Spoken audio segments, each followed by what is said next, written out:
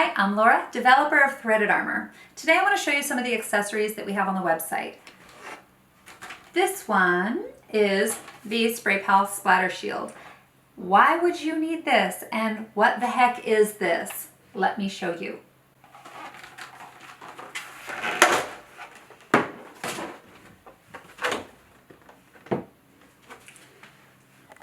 The purpose of this splatter shield is to hold your soiled items in place and allow you to use a heavy water sprayer to pre-rinse any of your diapering products. That could be a protective brief, it could be an insert. It's particularly helpful for anybody who is dealing with bowel incontinence. So this is an easy clip on here.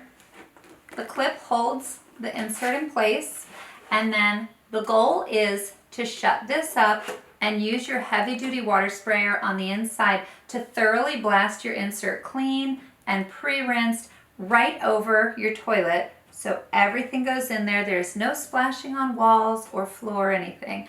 I'll show this to you snapped up. So once your brief or your insert is clipped in here, you can then go ahead and use the sprayer down here and nothing comes out. This thing is brilliant, and this thing is brilliant too.